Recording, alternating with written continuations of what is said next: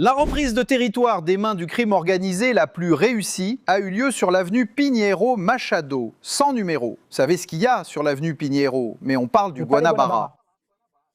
Palais Guanabara. Rien que pendant le premier semestre, la collecte de l'ICMS dans l'État de Rio de Janeiro a augmenté de 18%.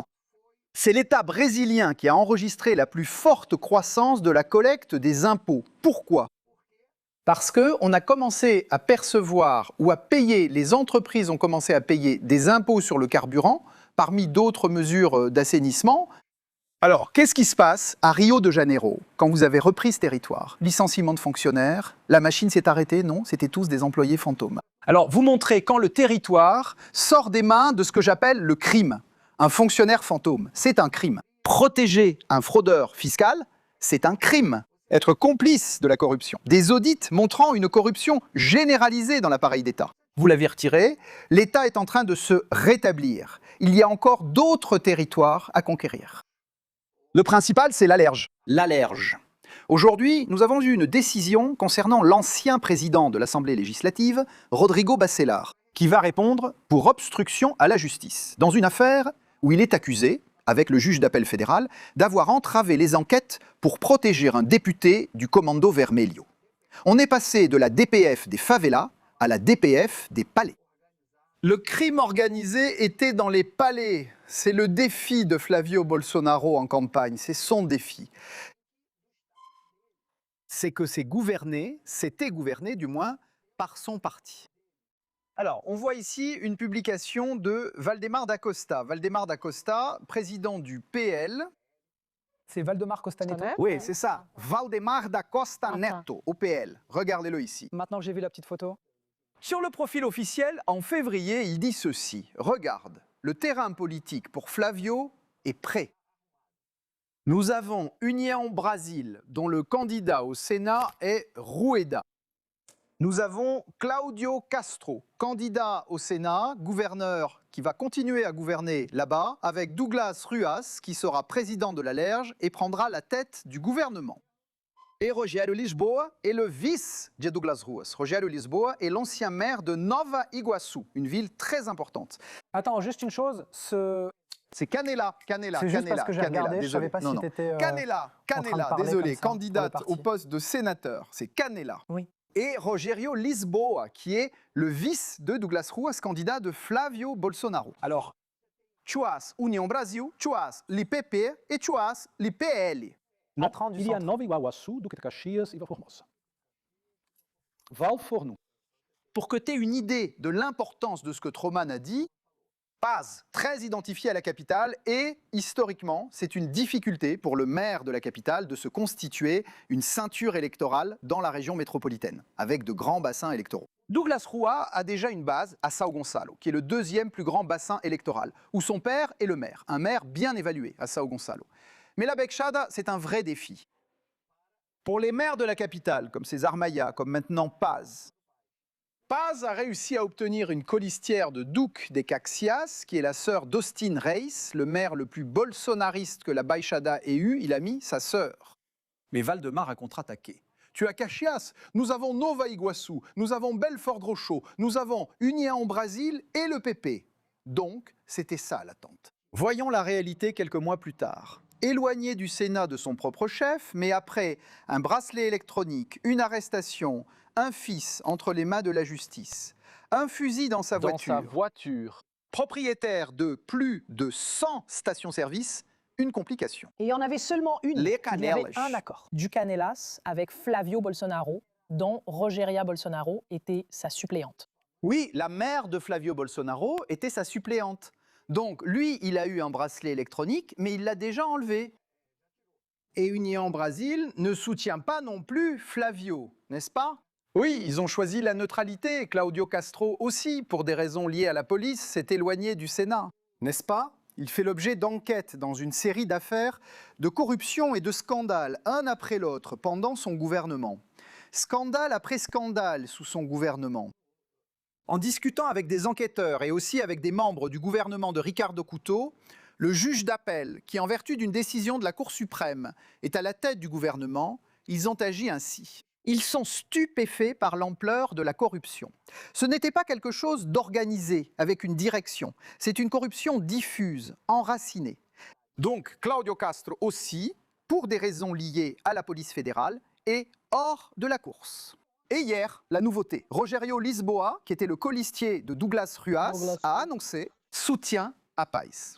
Donc non seulement il a renoncé à être colistier, mais hier, il a aussi annoncé son soutien à Paes. Donc Paes est en train de verrouiller Caxias, Nova Iguaçu, Mériti, Belfort Roxo, tout le secteur là-bas. En plus de cela, cette semaine, nous avons eu la nouvelle que Garotinho pourrait devenir inéligible.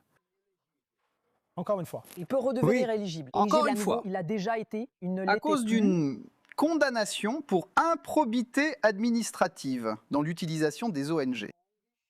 Nous allons expliquer ici rapidement. Rosinha était gouverneur et il était secrétaire du gouvernement. Il y a eu un changement là dans la façon de payer les ONG au sein du secrétariat de la santé. Et cela a été une découverte de la journaliste Maya Menezes qui a montré, du journal Globo, que, en fait, une partie de ces ONG avait également participé à la pré-campagne de Garotinho à la présidence de la République. Il était pré-candidat à la présidence, oui. Cela a été une dénonciation à laquelle a participé la procureure Glaucia Santana, d'ailleurs. Une excellente procureure, aujourd'hui procureure générale. Oui, et c'est une discussion que la justice électorale devra avoir. Garotinho est-il éligible ou non? Bon, la question est la suivante. Il est très difficile, dans le monde politique, dans ce scénario qui est aujourd'hui très favorable à Eduardo Paes, de prendre un risque. Soutenir un candidat qui pourrait devenir inéligible plus tard, comme c'est le cas de Garotinho. Donc, indépendamment de la décision de la justice, il y a ce risque au niveau fédéral. Donc, c'est une semaine avec le soutien de Rogério. Et cette décision se doute sur le fait que Garotinho puisse ou non prendre le gouvernement en cas de victoire éventuelle, en bénéficie. Une semaine positive pour Paes et difficile pour Flavio Bolsonaro qui n'a pas réussi à rassembler des soutiens dans son propre camp. Bokov. Il y a des exemples de ce que Zema subit dans le Minas Gerais. C'est l'information de ce noyau d'enquête du tribunal régional électoral. Très important. Et c'est l'initiative du président Claudio Melo. Pourquoi? Nous allons expliquer. Pour qu'une personne soit considérée coupable, il faut un jugement définitif. Qu'est-ce qu'un jugement définitif? À cause de la lenteur de notre justice, c'est quand Jupiter passe par Mars, à condition que la Lune soit en Capricorne et qu'il y ait une éclipse, alors la personne est considérée comme condamnée. Autrement dit, cela prend 20, 30, voire 40 ans. Alors, par initiative populaire, la société a décidé ce qui suit. Écoutez, allons-nous adopter un autre critère pour la justice électorale? Au lieu d'attendre que Mars passe par Pluton avec la Lune en Scorpion, faisons ceci. Il a été condamné en deuxième instance, c'est-à-dire par plus d'un juge.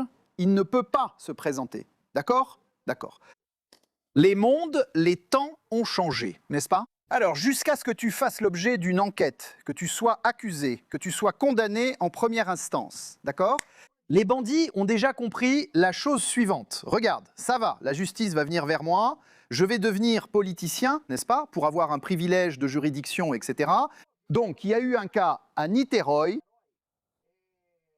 d'un candidat soupçonné d'avoir tué un conseiller municipal élu. Il était le suppléant. Soupçonné d'avoir tué le conseiller municipal qui allait prendre ses fonctions, eh bien, le suspect d'homicide allait devenir le conseiller municipal et se présenter à nouveau, n'est-ce pas, à l'élection suivante. Sauf qu'il avait déjà été renvoyé devant le tribunal. Qu'est-ce que ça veut dire, être renvoyé? Eh bien, tu vas devant la cour d'assises. Et le ministère public fédéral a intenté une action, à l'époque électorale, n'est-ce pas, le ministère public électoral, a intenté une action et a dit ceci. Ce gars-là ne peut pas être candidat, il sera bientôt assis sur le banc des accusés devant la cour d'assises pour être jugé pour homicide. Comme ceux que Pedro a montrés, certains d'entre eux vont être inculpés, vont devenir des accusés, vont faire l'objet de poursuites. Certains d'entre eux sont même déjà poursuivis. Alors ils ne rentraient pas dans la loi du casier judiciaire vierge. Ils n'avaient plus de condamnation, ni en première instance, encore moins en deuxième instance. Mais même ainsi, le tribunal a annulé sa candidature. Et l'affaire a fini à Brasilia. À Brasilia, le ministre André Mendonça a maintenu la révocation, tout en reconnaissant que ce candidat qui allait être jugé pour meurtre ne rentrait pas dans la loi du casier judiciaire vierge.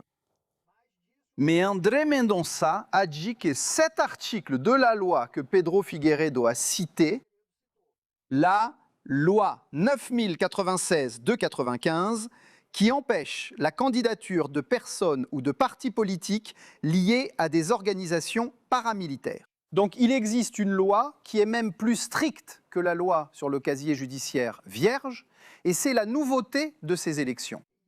Et c'est ça qui doit s'appliquer, n'est-ce pas? Ça doit s'appliquer, bien sûr, en respectant ce cadre que Pedro Figueiredo a montré. Oui, tout le monde a droit à la présomption d'innocence.